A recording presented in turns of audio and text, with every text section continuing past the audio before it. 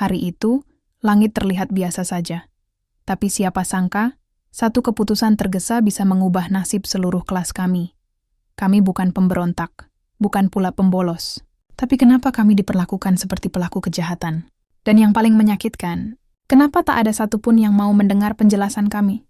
Apa jadinya jika kejujuran kami terlambat dibuktikan? Assalamualaikum warahmatullahi wabarakatuh. Sebelum lanjut ceritanya, mohon kalian komen dari mana asal kalian.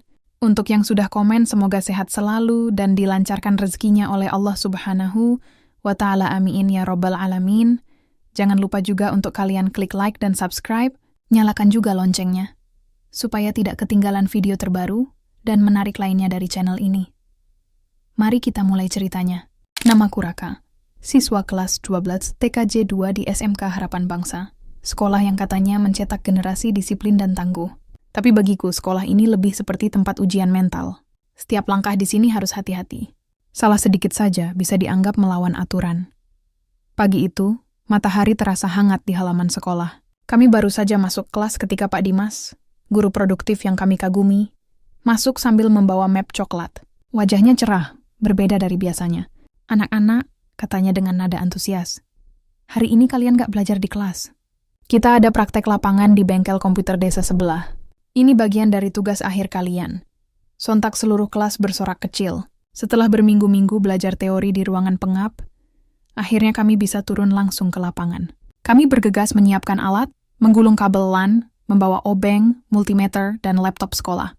Semuanya tampak siap. Tak ada yang merasa aneh. Tak ada yang tahu kalau hari itu akan jadi awal dari masalah besar. Sekitar pukul 8, kami berangkat dengan 2 angkot sewaan menuju bengkel yang jaraknya hanya sekitar 10 menit dari sekolah. Suasana di dalam angkot penuh tawa dan gurauan. Aku duduk di dekat jendela, melihat gedung sekolah yang perlahan menjauh. Entah kenapa aku sempat berpikir lucu juga, kalau tiba-tiba ada yang nyariin kita ya. Sampai di bengkel, kami langsung disambut Pak Darto, pemilik tempat itu. Ia sudah menyiapkan beberapa CPU rusak untuk kami perbaiki. Kami mulai praktek dengan semangat, mencatat, menyolder, dan mencoba berbagai cara agar komputer bisa hidup kembali. Waktu terasa cepat berlalu. Hingga menjelang siang, ponselku bergetar, ada notifikasi grup WhatsApp sekolah. Raka, kalian semua kemana? Itu dari Bunia, guru piket. Aku sempat kaget. Aku balas cepat. Kami lagi praktek lapangan sama Pak Dimas, Bu. Namun tak ada balasan. Aku pikir semuanya aman. Kami pun lanjut bekerja hingga sore. Tapi ternyata di sekolah sedang terjadi sesuatu yang tak kami bayangkan. Menurut cerita dari teman kelas lain yang kemudian ku ketahui, guru piket menemukan ruang kelas kami kosong total. Tak ada satupun siswa. Di buku kehadiran pun belum ada tanda tangan. Mereka panik. Dan tanpa konfirmasi, laporan itu langsung sampai ke Pak Surya, kepala sekolah. Dan di sanalah semuanya mulai salah arah. Kepala sekolah yang terkenal tegas itu langsung memutuskan bahwa kami bolos berjamaah.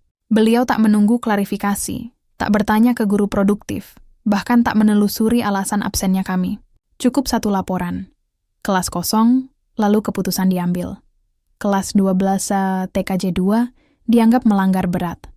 Aku tak tahu apa yang sedang dibicarakan di kantor sekolah saat itu. Yang ku tahu, sore harinya ketika kami kembali membawa hasil laporan praktek, beberapa guru menatap kami dengan pandangan aneh, seolah kami baru saja melakukan dosa besar. Ada yang berbisik, ada yang geleng kepala. Aku mendekati Bunia. Bu, ini laporan kegiatan kami. Kami ke bengkel bareng Pak Dimas. Wajahnya tampak kaget, lalu ragu. Raka, kalian gak tahu ya? Pak Surya udah marah besar. Katanya kalian semua bolos. Aku terdiam. Bolos? Kata itu menggema di kepalaku, antara ingin tertawa dan marah. Bagaimana mungkin mereka menuduh kami bolos, padahal kami sedang mengerjakan tugas sekolah. Aku berlari ke kelas, mencoba memberitahu teman-teman. Tapi suasana sudah berubah. Semua duduk diam, wajah pucat, ada yang hampir menangis. Di papan tulis tertulis besar dengan spidol merah. Kelas 2 TKJ 2. Semua dianggap bolos tanpa izin. Aku menatap tulisan itu lama sekali. Rasanya seperti ditusuk dari dalam. Kami yang berangkat dengan semangat untuk belajar, pulang dengan cap pembolos. Sore itu, aku berjalan keluar gerbang sekolah dengan langkah berat. Angin sore berhembus pelan, tapi dada ini sesak.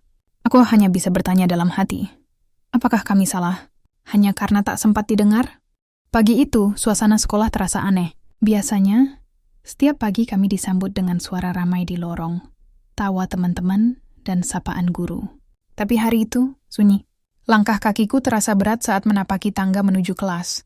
Aku belum tahu apa yang akan terjadi, tapi ada perasaan tidak enak yang menempel di dada sejak semalam. Begitu sampai di depan kelas, aku langsung tertegun. Di papan tulis besar, tertulis dengan spidol merah mencolok, semua siswa kelas DRI TKJ 2 diskors selama 3 hari. Tulisan itu tebal, besar, dan dibuat seolah untuk mempermalukan kami. Beberapa guru yang lewat hanya menatap dingin. Sebagian siswa dari kelas lain berbisik-bisik sambil menunjuk ke arah kami. Rasanya seperti jadi tontonan di tengah lapangan. Ini, apa-apaan? Bisik Rino, teman sebangkuku, wajahnya pucat. Aku hanya bisa menggeleng. Suara dalam tenggorokanku seperti tersangkut. Tak lama Pak Surya, kepala sekolah kami, datang. Langkahnya berat, tatapannya tajam seperti sedang mencari siapa yang berani menantangnya. Semua langsung diam. Beliau berdiri di depan kelas kami, lalu berkata keras. Saya tidak menyangka kelas yang katanya teladan bisa berbuat seberani ini. Bolos satu kelas. Kalian pikir sekolah ini tempat main-main? Beberapa teman menunduk. Ada yang menahan tangis. Aku mengangkat tangan perlahan, mencoba bicara. Pak, kami... Diam! Suaranya memotong tajam. Jangan banyak alasan. Semua sudah jelas. Kelas kosong tanpa izin. Apalagi yang mau kalian bela? Nada bicaranya tak memberi ruang untuk menjelaskan. Aku hanya menatap lantai, menggenggam tangan sekuat mungkin. Dalam hati aku berteriak, kami nggak salah, Pak. Kami cuma belajar di tempat lain. Tapi untuk apa bicara, kalau tak ada yang mau mendengar? Setelah itu, surat keputusan skors dibagikan. Satu persatu kami dipanggil ke ruang BK, diminta tanda tangan sebagai bukti penerimaan hukuman. Semuanya terasa seperti mimpi buruk. Nama kami dicatat, dan besok kami tidak boleh datang ke sekolah. Saat keluar dari ruang BK, aku melihat Pak Dimas berdiri di ujung lorong. Wajahnya tampak bingung dan gelisah. Beliau mendekat menepuk bahuku pelan. Raka, saya baru tahu semua ini. Saya sudah coba jelaskan ke Pak Surya, tapi beliau nggak mau dengar. Katanya laporan izin saya belum sampai. Aku menatapnya tak percaya. Jadi gara-gara surat izin itu, kami dikira bolos, Pak. Pak Dimas mengangguk pelan. Maafkan saya, Raka. Ini kesalahan saya juga. Saya akan coba selesaikan. Tapi dalam nada suaranya, aku tahu, itu tak akan mudah. Saat bel pulang berbunyi, suasana kelas hening. Tak ada yang bicara. Rino duduk sambil menatap kosong ke papan tulis. Sementara Lita, teman kami yang paling ceria, kini menangis tertahan di sudut ruangan. Aku malu sama orang tua, Ra. Mereka pasti pikir aku bandel, katanya lirih. Aku ingin menghibur, tapi kata-kata tak keluar. Bagaimana caranya menjelaskan sesuatu yang bahkan guru sendiri tidak mau percaya? Sore itu aku pulang dengan kepala penuh pikiran. Sesampainya di rumah, ibu sudah menunggu di teras, memegang surat skors dari sekolah. Wajahnya campur aduk, antara bingung, marah, dan kecewa. Raka, ini apa? Suaranya bergetar. Aku menjawab pelan, Bu, kami nggak bolos. Kami ikut praktek, cuman surat izinnya belum diserahkan. Ibu menatapku lama, matanya berkaca-kaca. Aku percaya kamu, Nak. Tapi kenapa sekolah bisa kayak gini? Aku tak bisa menjawab. Aku sendiri tak tahu harus menyalahkan siapa. Malam itu aku berbaring di kamar, menatap langit-langit. Suara detak jam terdengar jelas. Rasanya setiap detik berjalan lambat, menekan dadaku semakin berat. Dalam hati aku bertanya, kenapa keadilan di sekolah yang katanya tempat menanamkan kebenaran? Justru terasa seperti tempat menghukum tanpa alasan? Aku menutup mata. Tapi sebelum tidur, satu tekad muncul dalam pikiranku. Jika tak ada yang mau mendengar kami, maka aku akan pastikan kebenaran ini terdengar dengan caraku sendiri. Dan disitulah semuanya dimulai. Perlawanan kecil dari seorang siswa yang hanya ingin suaranya didengar. Hari pertama skors terasa seperti mimpi buruk yang tak berujung. Jam dinding di ruang tamu rumahku berdetak pelan, tapi rasanya lambat sekali. Biasanya pagi begini aku sudah berseragam, bercanda dengan teman-teman di kelas, atau sibuk menyalakan komputer di lab. Tapi sekarang, aku hanya duduk di kursi rotan, menatap kosong ke halaman depan. Ibu duduk di sebelahku, masih dengan wajah yang sama seperti semalam. Campuran kecewa dan kebingungan. Ya akhirnya bicara, pelan tapi menusuk. Raka, ibu percaya kamu gak bohong. Tapi kamu tahu sendiri, kepala sekolah di sana keras. Kalau kamu dilihat melanggar aturan, mereka gak akan peduli penjelasan. Aku menunduk. Aku tahu maksud ibu baik. Tapi tetap saja rasanya sakit. Karena bagi kami, keadilan bukan cuma soal benar atau salah, tapi soal didengar atau tidak. Dan kenyataannya kami tak pernah diberi kesempatan bicara. Siang itu, grup WhatsApp kelas kembali ramai. Gila, Aku nggak bisa keluar rumah, tulis Rino. Bapak marah besar. Aku juga, balas Lita. Mama nangis, katanya aku bikin malu keluarga. Pesan-pesan itu membuat dadaku makin berat. Semua teman-temanku sedang menghadapi hal yang sama. Dituduh tanpa bukti, dihukum tanpa alasan. Aku buka media sosial sekolah, dan di sana sudah ada postingan tentang kedisiplinan siswa yang menurun, lengkap dengan tulisan. Kelas 12 TKJ 2 mendapat sanksi karena pelanggaran berat, bolos massal tanpa izin, tanpa klarifikasi. Tanpa fakta, aku menatap layar ponsel lama-lama, merasakan panas di dada berubah jadi amarah. Bahkan sekolah yang seharusnya mendidik, bisa menyebarkan kabar salah seolah kebenaran mutlak. Sore itu, aku duduk di kamar, menatap foto kelas kami yang menempel di dinding. Semua wajah di foto itu tampak bahagia, termasuk wajah Pak Surya, yang saat itu masih tersenyum bangga berdiri di tengah-tengah kami. Kini, senyum itu rasanya seperti ejekan. Aku coba menulis pesan panjang di ponsel, berniat mengirim ke grup sekolah, menjelaskan apa yang sebenarnya terjadi. Tapi sebelum menekan tombol kirim, aku ragu. Kalau aku kirim ini, mereka bakal dengar, atau malah tambah menghukum. Akhirnya, aku hanya menyimpan pesan itu di draft. Keberanian belum sepenuhnya terkumpul. Tapi satu hal pasti, aku tidak bisa diam selamanya. Malamnya, Rino menelpon. Suaranya terdengar serak. Rak, gue dengar Bapak Lita mau ke sekolah besok. Ngajak beberapa orang tua buat protes. Katanya mereka nggak terima anak-anaknya dibilang pembolos. Aku terdiam beberapa detik. Apa nggak makin parah, Rin? Justru itu, Rak. Kalau nggak ada yang lawan, kita bakal selamanya disalahin. Kata-kata Rino menancap dalam kepalaku sepanjang malam. Mungkin dia benar. Kadang diam bukan tanda sabar, tapi tanda menyerah. Aku memandangi langit-langit kamar, mengingat lagi semua yang terjadi. Dari semangat praktek di bengkel, sampai tatapan sinis guru di koridor.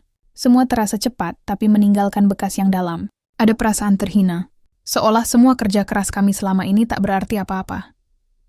Sebelum tidur, aku menulis satu kalimat di buku catatan kecilku. Mereka pikir kami pembolos, tapi kami tahu kebenarannya. Suatu hari mereka juga akan tahu. Keesokan harinya, aku terbangun dengan satu niat. Jika orang dewasa tak mau mendengar kami, maka biarlah mereka mendengar dari suara orang tua kami. Aku tak tahu apa yang akan terjadi, tapi mungkin inilah saatnya kebenaran mulai mencari jalannya sendiri. Dan tanpa kusadari, dari balik rasa kecewa itu, api perlawanan kecil mulai menyala. Hari ketiga skors. Rumahku terasa sepi, tapi di luar sana, suasana mulai panas. Pagi itu, ibu baru saja menutup telepon dengan wajah tegang. Aku tahu dari nada suaranya, sesuatu akan terjadi. Raka, katanya pelan tapi mantap. Besok ibu dan beberapa orang tua mau ke sekolah. Kami nggak bisa diam. Kalian nggak salah, dan ibu nggak mau nama kamu dicap pembolos. Aku menatapnya, setengah kaget, setengah lega. Ada ketegasan di wajah ibu yang jarang kulihat. Tapi aku juga tahu, menghadapi sekolah bukan hal kecil. Bu, nanti malah tambah rumit, ujarku hati-hati. Ibu menghela napas panjang. Kalau yang benar nggak bersuara, nanti kebohongan dibiarkan hidup. Sekolah itu tempat mendidik, bukan menuduh. Kata-kata itu terus terngiang sampai malam. Aku menatap ponselku, grup kelas sudah ramai. Orang tua teman-temanku juga akan datang besok. Hampir semua. Ada yang marah besar, ada yang ingin meminta kejelasan. Entah kenapa, aku merasa besok bukan cuma sekadar pertemuan, tapi awal dari sesuatu yang besar. Pagi berikutnya, halaman sekolah yang biasanya penuh tawa kini berubah jadi tempat tegang. Mobil dan motor berjejer di depan gerbang. Orang tua berdatangan dengan wajah serius. Guru piket tampak kebingungan, mencoba menenangkan, tapi suara protes mulai menggema. Apa-apaan ini? Anak saya dibilang bolos tanpa bukti. Surat izin kegiatan itu ada, kok bisa langsung dihukum? Kalau kepala sekolahnya adil, nggak mungkin satu kelas dihukum buta begini. Aku berdiri agak jauh di pinggir gerbang, bersama beberapa teman. Kami tak diizinkan masuk karena masih berstatus skors. Tapi dari luar pagar, kami bisa mendengar semuanya. Suara-suara marah, tangisan, dan desahan kecewa bercampur jadi satu. Di dalam aula, pertemuan darurat digelar. Kepala sekolah, Pak Surya, duduk di depan, didampingi beberapa guru dan wakil kesiswaan. Wajahnya kaku, nyaris tanpa ekspresi. Yang memulai dengan suara datar tapi tegas. Kami menegakkan disiplin. Kelas 12 TTKJ 2 ditemukan kosong tanpa izin. Kami sudah bertindak sesuai aturan. Langsung terdengar suara protes dari barisan orang tua. Tanpa izin, Pak. Anak-anak kami bilang mereka sedang praktek dengan guru produktif. Kalaupun belum ada surat, masa nggak bisa dikonfirmasi dulu? Ini bukan tindakan mendidik, ini mempermalukan anak. Aku bisa membayangkan suasana di dalam aula. Pak Surya mungkin tetap dengan wajah dinginnya, mencoba menahan tekanan, sementara beberapa guru mulai saling pandang, antara ingin membela, tapi takut bicara. Tak lama kemudian Pak Dimas datang tergesa-gesa sambil membawa map coklat. Aku mendengar kabar dari salah satu teman yang diam-diam merekam dari dalam. Pak, ini surat izin kegiatan yang saya buat.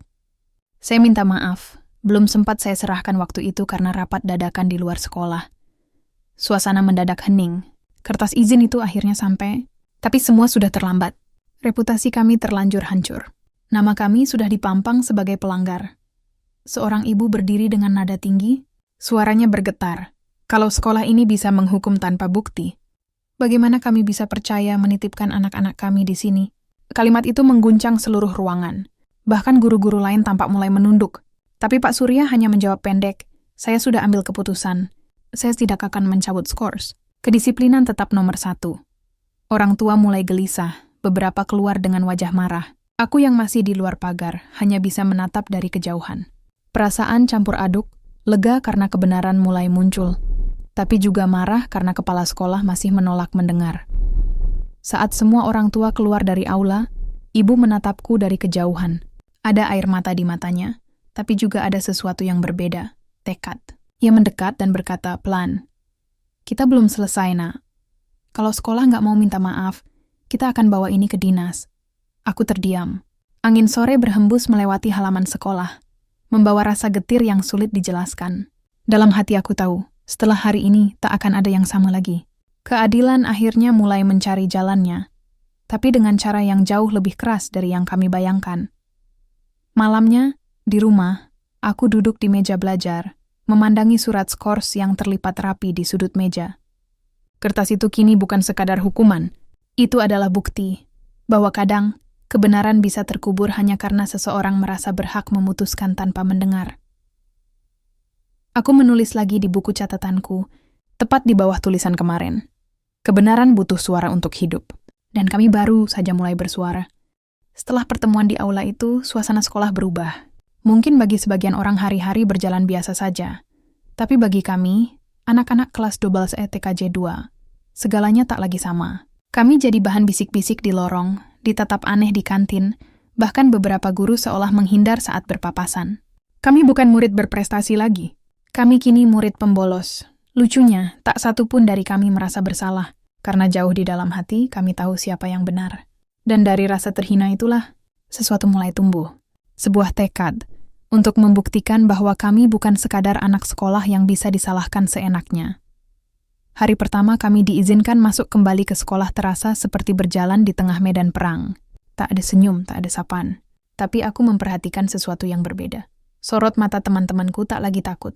Ada kemarahan yang diam-diam menyala di balik pandangan mereka. Rak, bisik Rino.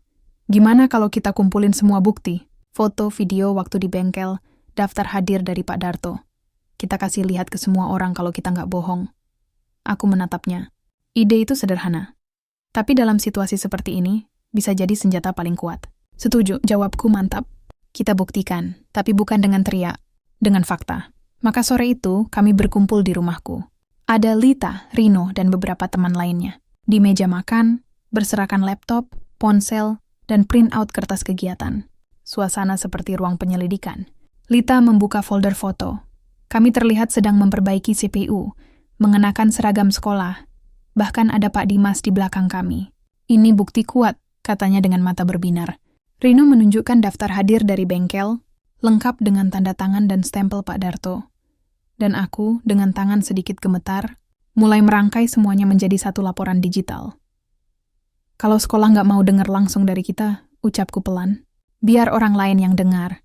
Kami sepakat membuat unggahan di media sosial, bukan untuk mempermalukan sekolah, tapi untuk menjelaskan kebenaran. Kami tulis dengan hati-hati. Kami, siswa 12 TKJ 2, bukan pembolos. Kami sedang praktek sesuai arahan guru. Ini buktinya. Kami unggah foto-foto dan surat izin. Tanpa kata kasar, tanpa emosi. Hanya kebenaran. Postingan itu menyebar lebih cepat dari yang kami duga. Dalam hitungan jam, ratusan komentar muncul. Ada yang terkejut, ada yang marah, ada juga yang mulai membela kami. Bahkan beberapa alumni ikut menulis, SMK Harapan Bangsa dulu dikenal adil. Kok sekarang jadi begini? Keesokan harinya suasana sekolah meledak. Guru-guru mulai saling berbisik. Pak Dimas dipanggil ke ruang kepala sekolah. Dan kami, yang sebelumnya diabaikan, kini jadi pusat perhatian. Beberapa teman dari kelas lain menghampiri kami di kantin. Rak, gue baca postingan kalian. Gila. Ternyata kalian emang bener. Gue kira kalian bolos beneran, kata seorang teman. Aku hanya tersenyum kecil. Nggak apa-apa. Yang penting sekarang kalian tahu. Sore itu, setelah jam pelajaran selesai, aku dipanggil ke ruang kesiswaan. Pak Surya duduk di kursinya, wajahnya tampak lelah tapi masih kaku. Ia menatapku lama. Kamu yang buat postingan itu? Tanyanya. Aku mengangguk. Iya, Pak.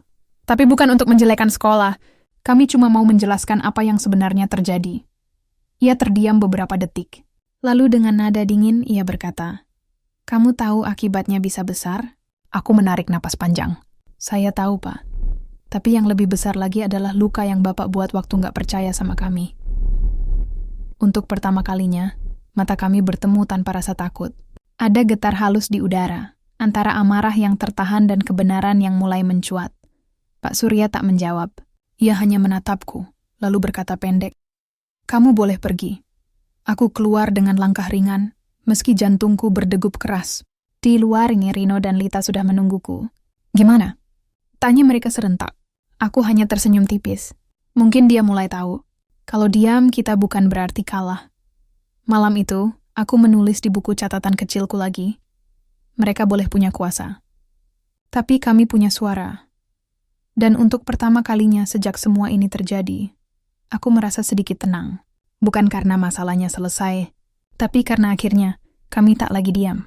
Kami mulai melawan, dengan cara kami sendiri. Hari-hari setelah unggahan itu seperti badai. Setiap kali membuka ponsel, selalu ada notifikasi baru, komentar, pesan pribadi, bahkan berita lokal yang mulai meliput. Siapa sangka, satu unggahan sederhana dari kami bisa mengguncang seluruh sekolah. Namun, semakin banyak yang membela, semakin besar pula tekanan yang datang. Keesokan paginya, kami semua dipanggil ke ruang guru. Suasana di sana dingin dan menegangkan. Beberapa guru duduk di sisi kanan dengan wajah kaku. Sementara di sisi kiri ada guru-guru muda yang hanya menunduk, seolah tak berani bicara. Pak Surya berdiri di depan papan tulis. Tatapannya tajam, suaranya tegas, tapi aku bisa merasakan getar marah yang ia tahan. Saya tidak menyangka murid-murid yang saya bina selama ini bisa melakukan tindakan seberani ini. Menyebarkan aib sekolah ke publik, katanya lantang. Semua diam. Aku bisa mendengar detak jam dinding dan degup jantungku sendiri. Aku memberanikan diri angkat bicara. Pak, kami tidak menyebarkan aib. Kami hanya menyampaikan kebenaran yang tidak mau Bapak dengar. Beberapa guru di sisi kiri saling berpandangan, sementara wajah Pak Surya mengeras. Jadi kamu merasa lebih tahu dari guru dan kepala sekolahmu sendiri? Aku menggeleng. Bukan begitu, Pak. Tapi kami punya hak untuk menjelaskan. Ruangan mendadak hening. Semua menatapku. Sebagian kagum, sebagian khawatir. Aku tahu, setiap kata yang keluar bisa jadi senjata makan tuan. Tapi diam bukan lagi pilihan. Akhirnya, Pak Surya berkata, mulai hari ini, kalian semua dilarang mengikuti kegiatan ekstrakurikuler dan acara sekolah sampai waktu yang belum ditentukan. Kalian pikir kalian pahlawan? Tidak. Kalian cuma anak-anak yang tidak tahu aturan. Kata-katanya bagai cambuk. Rino menunduk, Lita menahan air mata. Aku hanya menggenggam tangan di bawah meja, menahan amarah yang hampir meledak. Setelah keluar dari ruangan itu, kami berjalan melewati koridor panjang. Beberapa siswa menatap kami dengan rasa simpati, tapi ada juga yang berbisik pelan. Itu tuh yang bikin sekolah viral. Rasanya seperti hidup di dua dunia, antara dihormati dan dikucilkan. Malamnya, grup orang tua murid kembali ramai. Ada yang menuntut agar kepala sekolah mundur. Ada juga yang meminta klarifikasi dari dinas pendidikan. Ibu datang ke kamarku, membawa ponsel dengan wajah tegang. Raka, kamu tahu nggak? Katanya kepala sekolah mau lapor ke dinas karena postingan kalian bikin nama sekolah rusak, katanya cemas. Aku terdiam sejenak. Kalau nama sekolah rusak karena kebenaran, Bu, berarti yang mereka jaga selama ini cuma kebohongan. Ibu menatapku lama. Antara bangga dan takut, beberapa hari kemudian, muncul surat resmi di papan pengumuman sekolah. Pihak sekolah akan melakukan sidang etik terhadap siswa kelas double Zai TKJ 2 atas pelanggaran penyebaran informasi internal. Aku membaca surat itu sambil merasakan darahku berdesir. Sidang etik? Atas dasar apa?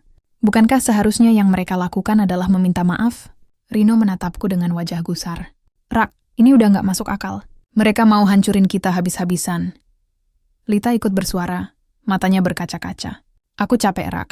Aku cuman mau lulus, tapi sekarang semua kayak mimpi buruk. Aku ingin menenangkan mereka, tapi aku sendiri nyaris runtuh. Aku mulai kehilangan tidur, kehilangan semangat. Di sekolah, kami diawasi seperti tahanan. Setiap langkah kami terasa diawasi. Setiap tatapan terasa menuduh. Namun di tengah kehancuran itu, muncul satu hal yang membuatku tetap berdiri. Dukungan dari para orang tua. Beberapa hari setelah surat sidang ditempel, para wali murid datang lagi ke sekolah. Kali ini, mereka tak datang dengan nada marah, tapi dengan bukti yang lengkap. Surat izin resmi, laporan praktek, dan bahkan foto kegiatan yang sudah distempel oleh bengkel tempat kami magang. Aku berdiri di tepi halaman, melihat mereka melangkah masuk dengan tenang tapi tegas. Seolah mereka membawa sesuatu yang lebih kuat dari amarah. Kebenaran yang tak bisa dibantah. Saat itu aku sadar. Perlawanan kami belum berakhir. Tapi kali ini, kami tidak sendiri lagi.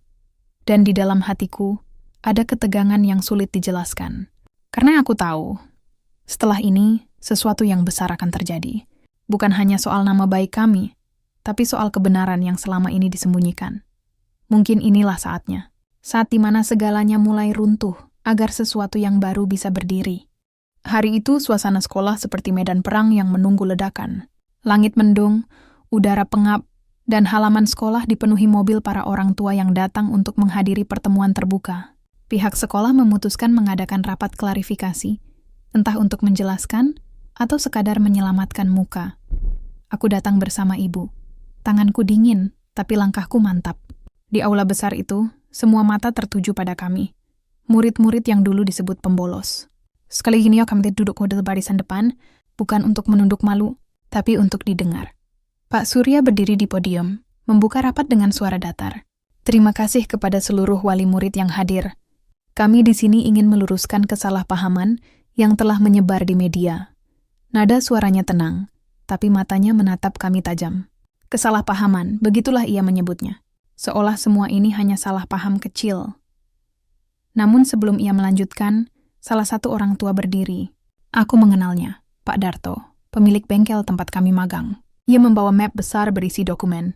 Maaf, Pak Kepala Sekolah, katanya lantang. Tapi kalau ini disebut kesalahpahaman, berarti Bapak tidak membaca laporan yang saya kirim. Anak-anak ini ada di bengkel saya pada hari kejadian. Ini buktinya, semua mata menoleh.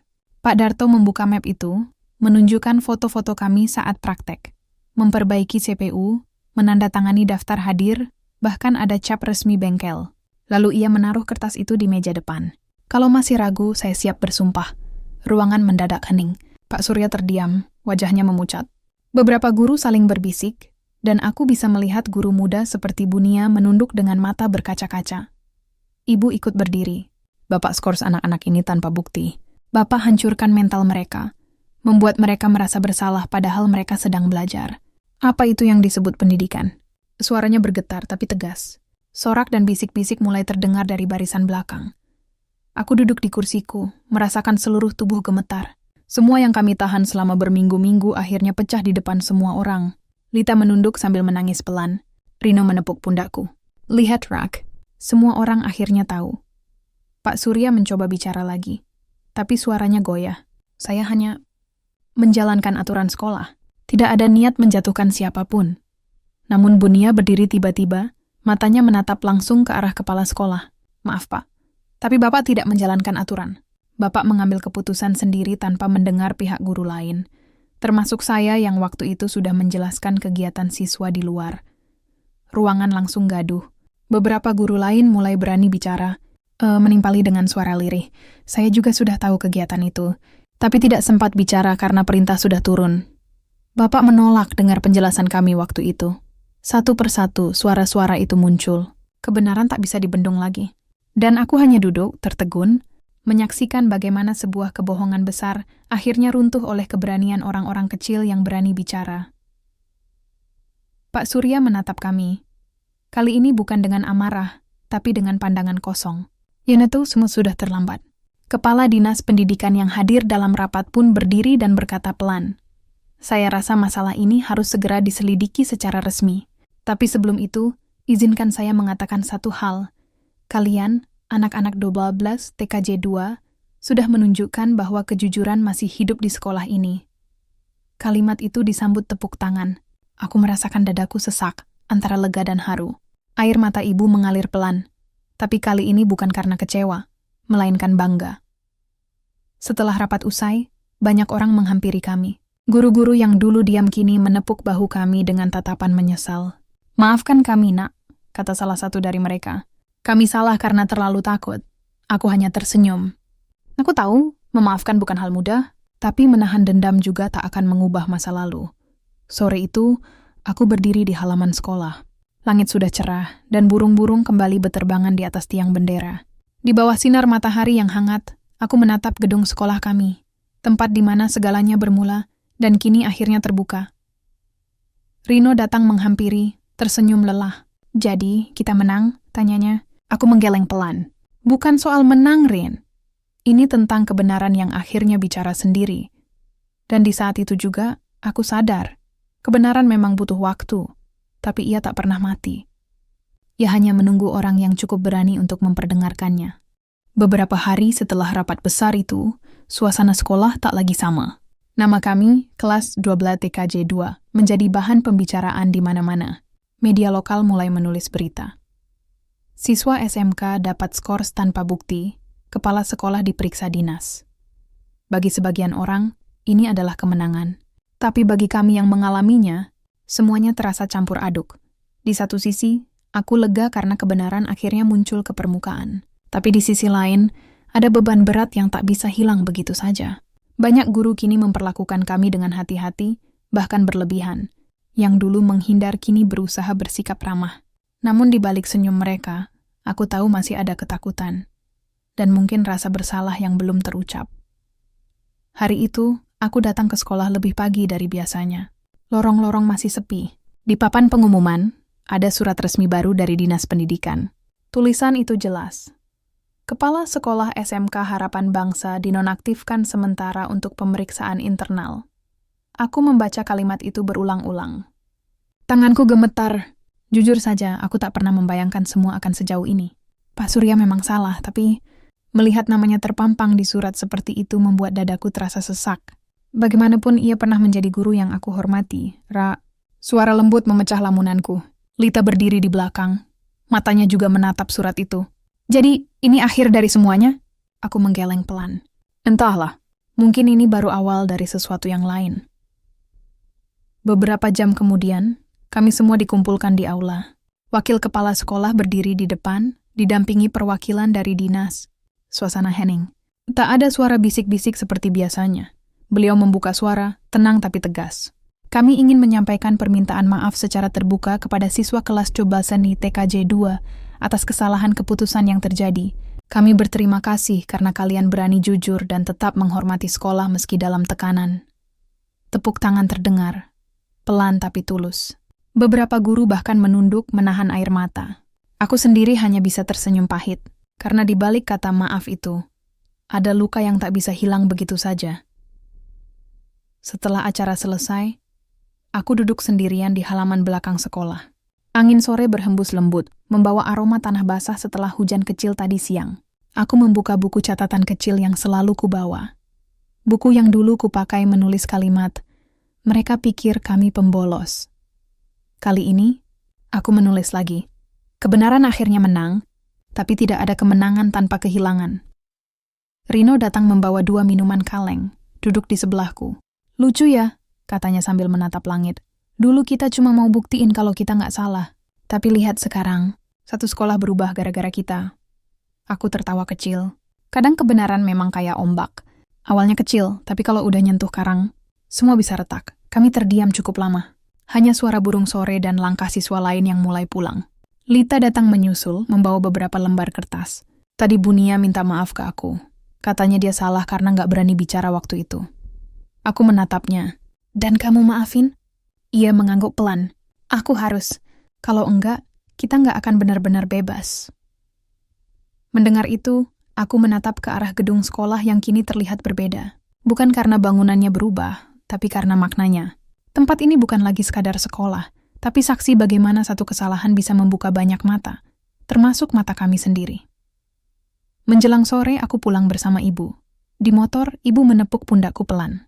Kamu tahu, nak, ibu bangga bukan karena kamu benar, tapi karena kamu berani tetap jujur meski semua orang gak percaya.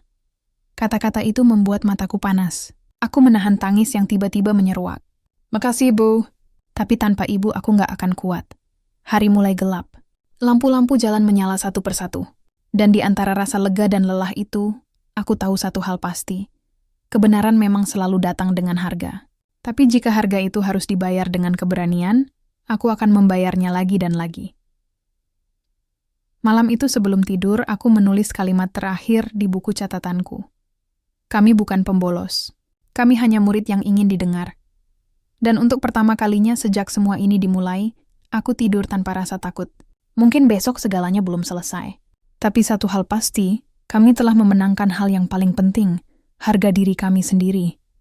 Sudah beberapa minggu berlalu sejak rapat besar itu, sekolah kami mulai pulih perlahan, seperti tanah yang kembali hijau setelah badai. Nah, aku tahu, ada sesuatu yang tak akan pernah sama lagi.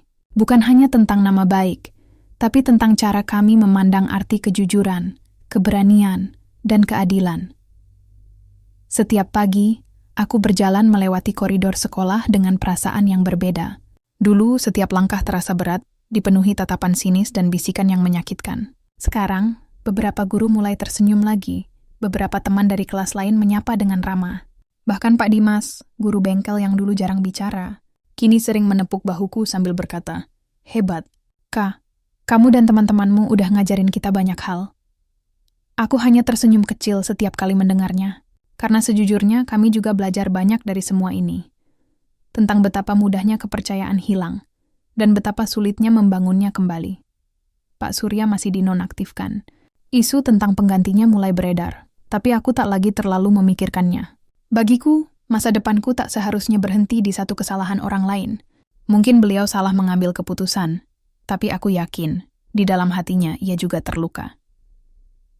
Suatu siang, aku dan Lita pergi ke perpustakaan.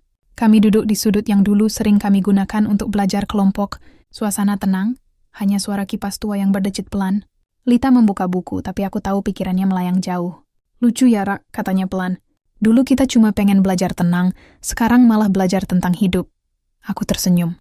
Mungkin memang itu pelajaran paling berharga yang sekolah nggak bisa tulis di buku pelajaran. Kami tertawa kecil.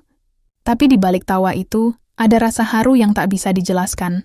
Semua yang kami alami, rasa malu, amarah, skors, sampai akhirnya kebenaran terungkap. Semuanya meninggalkan bekas yang tak akan hilang begitu saja. Bekas itu bukan luka, tapi pengingat. Pengingat bahwa kebenaran kadang datang terlambat, tapi tak pernah salah arah. Menjelang sore, aku duduk di taman sekolah, menatap tiang bendera yang berdiri tegak di tengah lapangan. Angin sore berhembus pelan, mengibarkan kain merah putih itu seperti simbol yang tak pernah menyerah. Aku menutup mata sejenak, membiarkan angin itu menyentuh wajahku. Dalam diam, aku merasa tenang. Sesuatu yang sudah lama tidak kurasakan. Rino datang dengan membawa kamera di tangannya. "Gue mau dokumentasiin semuanya," katanya. "Biar nanti kalau kita udah lulus, kita punya bukti bahwa kita pernah berjuang." Aku tertawa kecil. "Lagi-lagi bukti, Rin?" Ia tersenyum. "Bukan bukti buat orang lain, tapi buat diri kita sendiri." Aku menatapnya lama, lalu mengangguk. "Ya, buat diri kita sendiri." Sore itu, kami mengambil foto bersama. Aku, Rino, Lita, dan beberapa teman lainnya. Wajah kami tidak lagi murung seperti dulu. Ada senyum yang tulus. Bukan karena semua sudah beres, tapi karena kami sudah bisa menerima. Menerima bahwa hidup memang penuh ujian. Dan terkadang ujian itu datang bukan untuk menjatuhkan, tapi untuk menguatkan. Saat matahari mulai turun di balik atap sekolah, aku membuka buku catatan kecilku sekali lagi. Halaman-halamannya sudah penuh dengan coretan. Catatan dari hari pertama skors, rasa kecewa, amarah, hingga rasa lega yang akhirnya datang. Di halaman terakhir, aku menulis kalimat sederhana. Kadang kebenaran butuh hujan deras agar terlihat jelas. Aku menatap tulisan itu lama, lalu menutup buku dengan senyum kecil. Hujan memang sudah reda, tapi airnya masih menggenang di dalam hati. Bukan untuk menenggelamkan, tapi untuk menyuburkan sesuatu yang baru. Keberanian, kejujuran, dan keteguhan. Malamnya, aku berdiri di depan cermin di kamar. Aku menatap bayanganku. Anak SMK biasa yang dulu takut bicara, kini mampu berdiri melawan ketidakadilan. Aku tersenyum pada diriku sendiri dan berkata pelan, "Terima kasih, Raka. Kamu sudah berani. Dan untuk pertama kalinya, aku percaya." Kadang kemenangan terbesar bukan ketika orang lain akhirnya percaya pada kita, tapi ketika kita sendiri mulai percaya pada siapa diri kita sebenarnya. Pagi itu matahari bersinar lembut. Langit biru tanpa awan, seperti sengaja memberi ruang untuk senyum dan air mata yang akan jatuh hari ini. Hari perpisahan. Hari terakhir kami di sekolah yang sempat membuat kami terluka, tapi juga mengajarkan begitu banyak hal tentang arti kebersamaan dan kebenaran. Aku datang lebih pagi dari biasanya. Langkahku menyusuri halaman sekolah yang kini tampak berbeda. Bukan karena bangunannya berubah, tapi karena cara aku memandangnya sudah tak sama. Dulu tempat ini terasa seperti penjara saat kami diskors. Kini, justru terasa seperti rumah terakhir sebelum kami benar-benar melangkah ke dunia yang lebih luas. Di lapangan, sudah berdiri tenda putih besar dengan kursi berjejer rapi. Bunga-bunga hiasan memenuhi sisi panggung, dan spanduk bertuliskan, "Perpisahan siswa kelas Dubalza. Terima kasih untuk semua pelajaran hidup," membentang lebar di atas kepala kami. Satu persatu teman datang. Rino dengan kameranya yang setia, Lita membawa bunga mawar putih di tangannya, dan teman-teman lain dengan wajah bercampur haru dan bahagia. Kami saling memeluk, tertawa, mengingat masa-masa sulit yang kini hanya tinggal kenangan. Tapi di balik tawa itu kami tahu ada satu perasaan yang sama di hati masing-masing. Lega. Saat upacara dimulai, semua murid berdiri di bawah terik matahari. Aku berdiri di barisan tengah, menatap panggung tempat guru-guru duduk. Dan di tengah barisan itu, kulihat Pak Surya. Beliau datang. Dengan wajah tenang, rambutnya sedikit memutih, namun sorot matanya tampak lebih lembut dari sebelumnya. Ada bisikan kecil di antara murid. Beberapa menatapnya dengan canggung, tapi tidak ada lagi kebencian di sana. Hanya rasa menghormati, mungkin juga pengertian yang tumbuh dari waktu. Ketika nama kami dipanggil satu persatu untuk menerima ijazah, langkahku terasa berat tapi juga penuh arti. Tangan ini sempat ragu ketika harus menjabat tangan Pak Surya di panggung. Namun saat kulit kami bersentuhan, beliau menatap mataku dalam-dalam dan berkata pelan, "Saya minta maaf, Raka. Kamu dan teman-temanmu pantas dapat keadilan lebih cepat dari yang saya berikan." Suaranya serak, matanya sedikit berkaca. Aku mengangguk menahan napas agar tidak terlalu terbawa emosi. "Tidak apa-apa, Pak. Yang penting sekarang semua sudah jelas." Beliau tersenyum tipis, lalu menepuk bahuku. "Teruslah berani bicara untuk kebenaran, tapi jangan lupa untuk tetap rendah hati." Kata-kata itu menancap dalam. Bukan karena siapa yang mengatakannya, tapi karena akhirnya aku tahu, bahkan orang yang pernah salah pun bisa berubah, jika ia mau belajar dari luka yang ditimbulkannya sendiri. Setelah acara selesai, kami semua berkumpul di halaman belakang sekolah, tempat yang dulu jadi saksi bisu awal dari semua masalah ini.